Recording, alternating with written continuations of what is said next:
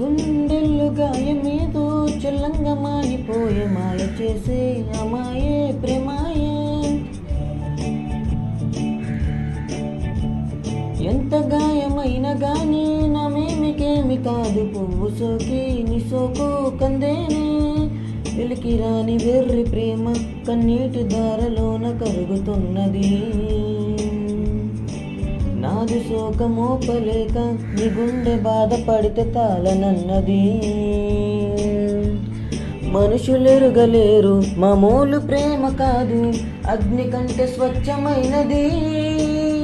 మకారమే ఈ లాలి పాటగా రాసేది హృదయమా. ఉమాదేవిగా శివుని అద్ద భాగమైనాలోన విలుగుమా.